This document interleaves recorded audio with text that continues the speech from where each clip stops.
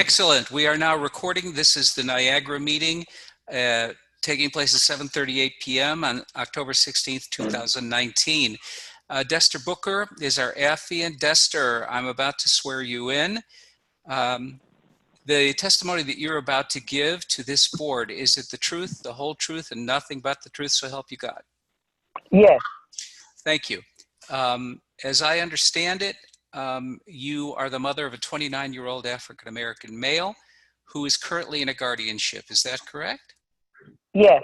Can you tell us who initiated the guardianship?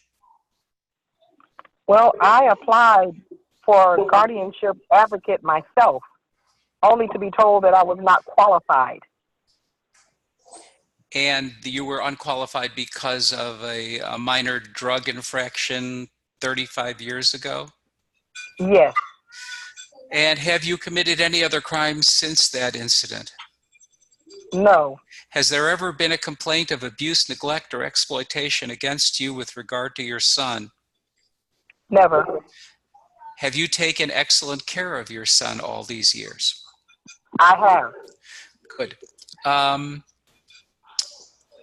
When you found out that your son was being exposed to unsavory characters and was being coerced into signing a long-term lease that would not be in his best interest, did you take action?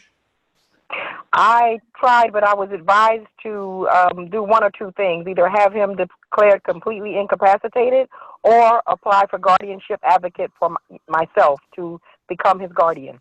And so you did, correct? Yes, I did. But Sam, who was the name of that person? The name of the person who suggested she do that? Myra Leitold. From ADP or APD, yes. Correct? Yes, Agency for People with Disabilities. Right. But Now, Myra might be uneducated or not know about what's going on. Okay, so yeah, let's keep our comments till the end because we don't have much time. Okay.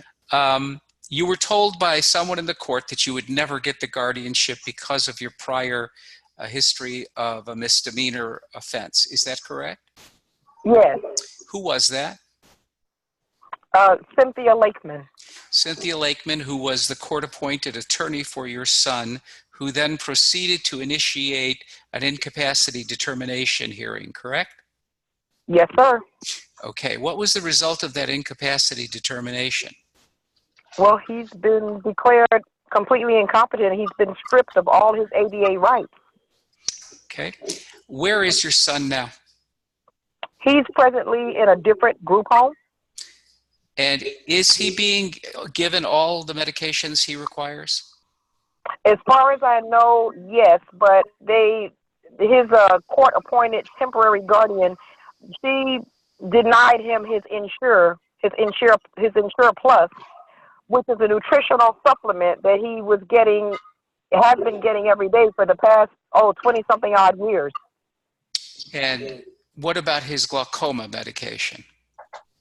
Well, as far as I know, he's getting it, but there was an appointment made for him for September 24th, and she called on September 23rd and canceled it and did not reschedule. So, to your knowledge, it may be that he is slowly going blind because he's not getting his glaucoma medication. Is that accurate? Correct. Yes, sir. Very good. Have you been restricted in visitation from him in any way? Yes, I have. I cannot take my son any place. I can go there to visit him, but I cannot take him any place. And if the guardian or someone was to leave some type of a correspondence for me in a sealed envelope, I would have to accept that, or I can't see my son, which has already been done to me. So you have severe strict limitations on your visitation ability. Yes, we can't have any private visits. They have to sit there and listen to us and watch us the entire time. Are you being asked to pay to visit him? Not yet. Not yet. That's coming, I would imagine. Tell us what impact this has had on your son and what impact it's had on you. Well, Thomas he's very upset. He wants to come home to the point where he sometimes cries and asks me, "Mommy, when is this going to be over? I just want to come home and be with you." and be in my own room and my own bed again. It frustrates me because I feel like my hands are tied and there's not anything that I can do. I'm fighting for my son, and I will not stop fighting until the day that I stop breathing. And Okay. it's very frustrating. He's I'm been with me all of his life. I'm sure it is. Do you have representation? Do you No, have I a, do not. so you don't have a lawyer fighting for you. No. You're doing this all on your own. Pro Okay. se, yes, sir. Now, have you been threatened in any way? Have you been admonished in any way? Has anyone said something to you like that? I've been threatened that I could not see him. My visitations have been threatened on paper, and I've been bullied by this a court-appointed guardian and her attorney on the phone and in court. Have you attempted to have your say, your day in court? Yes, and I get denied all the time. In court, I'm treated like a nobody, that I don't exist, like I'm not even sitting there. I'm going to open up the board to questions one at a time, please. This is Lynn Saylor. The only thing I want to know is each person's full name that was involved from the beginning to the end. Okay. Are you ready? Sam, are you ready? Because am I supposed to write this down? No, we're quite ready, and I have most of them. The first person would be the support coordinator, which is, and she's employed by APD, Agency for People with Disabilities, and her name is Wendy Soto, S-O-T-O. I have that. Okay. The next person would be court-appointed Cynthia Lakeman. Have it. The second person would be attorney Gerald Hemness. Got it. He is the attorney for the court-appointed guardian, which is Susan B. Whitney. Got it. The next person would be court-appointed mental health attorney Carla Caroline. I have it. And the magistrate that is now presiding over the case is Vicki Reeves. But the first judge was Sean O. Cadigan. And Magistrate. Correct. That was the first magistrate. Yes, sir. Yes, and the Dr. first Sugar, that judge was was Catherine Catlin, correct? Yes, sir. And there's something about a Judge Tibbles? Yes, He's there's. recently come into the picture. He's just signed a couple of orders here recently. Okay. So he I signed have. off on it, yes, I'm sorry, Yes, Sam. so we have all of those people. The only one, and I hate to interrupt, is if you could write it down, is a judge. Her name is spelled Marjorowski, Marjowski, and then there is another judge, Robin Fusan, who signed one order. I mean, there's no rhyme or reason for these three, for anyone, you know. Okay. So that answers Lynn's question. Next question, please. We're running out of time. I have a question. This is Dr. Kennedy. Ms. Booker, what do you want to happen? I would like to see, number one, my son come home because he's crying all the time and begging to come home. And he's being denied. It's like he's being held captive. It's like he's in prison. And I also would like to see his rights restored. And my son does not need a guardian. He has me. Right. Definitely. Next, go ahead. This is Lynn again. I'm out of turn because I just wondered, can we get a copy of that police report 30 years ago that they're holding her hostage to? I can make sure that I get it to Dr. Sugar. Yeah, that's fine.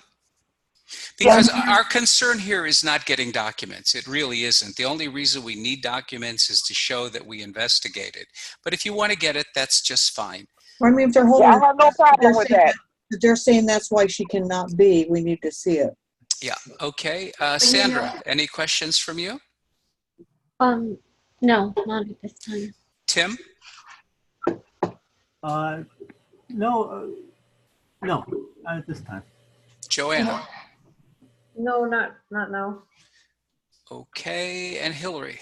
I don't have a question because I speak to Dester Booker about maybe 10 times a day, gladly. She's my new best friend.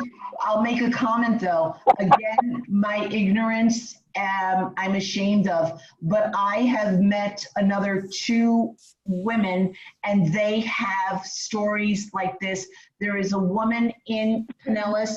Her son was taken from his adult daycare, same age as Thomas, 29. She was his guardian advocate for 7 months. And all of a sudden, DCF came back. Someone had made a complaint that she had had an argument with, and they removed her son, and she doesn't know where he is, doesn't know anything. He was kidnapped. So this, unfortunately, is not an isolated situation. And it's happening all over, again and again.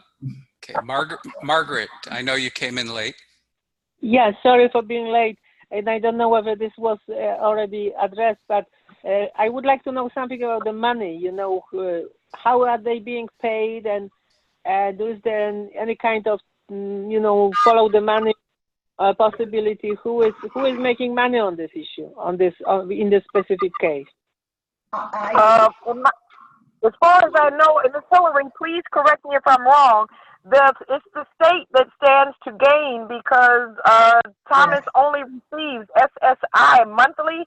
He doesn't have anything else but SSI, and they have compelled me to court and have threatened that I am incarcerated unless I turn over all of his property. Right, Dester. They even had an order. Dester, let me cut in because I know you have to go soon. This is what happens. Office of Public Guardians, they get millions and millions and millions of money in grants. This is this gentleman is the epitome of Medicare and Medicaid fraud. They will sign him up for rehabilitation, physical therapy, this, that, and the other. If I can interrupt you for just a second, Dester, does your son have property? No, he does not. Just the SSI, and that's it. Okay, so the court has very little obvious reason to put him into a guardianship other than his benefits and the additional benefits that they will be applying for to all the state agencies that are typically employed in this. Right, and Ms. Booker owns her home. There's an inheritance, but it is financial exploitation 101. They will be getting so much money off of Thomas for all the benefits, and he will see absolutely none of it. Dester, I have a question. Are your assets being threatened by all of this? At this present time, no. Good. I'm glad to hear that. So I really don't have any assets, you know. I understand, but we have to ask the question. Yes, sir. At this time, if there are no other questions, I am going to end this testimony and stop our recording. Any last questions before I stop the recording? Good. Dester, thank you. Yes, I just want to say one thing, Dester, don't forget that these people, they've already asked you about your home and whose name it is in. Am I correct? No, they did not yet. Not yet. But I'm quite sure they've looked it up at the courthouse to see whose name it's in. I'm quite sure they have. Okay, Right, and lastly, it's my understanding, please correct me if I'm wrong, Dester, that the court-appointed guardian has sent someone to coerce your son into signing away his benefits, correct? Well, what it is, they're trying to make me turn over all of his property. And when I say his property, I mean his SSI because I'm his representative payee. And they're trying to make me go down with them to the Social Security office to turn it over to them. And they're also trying to make me go to the credit union where the rep payee account is to close the account. Don't This is do what it. the big ruckus is Okay, about now. we don't give advice in this. Oh, I'm sorry. I'm Yeah, sorry. we I'm don't sorry. give advice. I'm sorry. We listen and ask questions. But there Des, have This been, is where we are now. Des, That's where we are now. Yes. okay, Dester, what we are going to do for you is make a report in the form of an affidavit to the judge. We don't know how the judge will react. We don't know what will come of it. Maybe good, maybe not. But we're going to attempt to bring to the judge's and the court's attention all of the things that you've testified to today. And hopefully that will be a good thing. At this time, I'm going to discontinue our recording, and this testimony is concluded. Thank you, Jester. Bye. No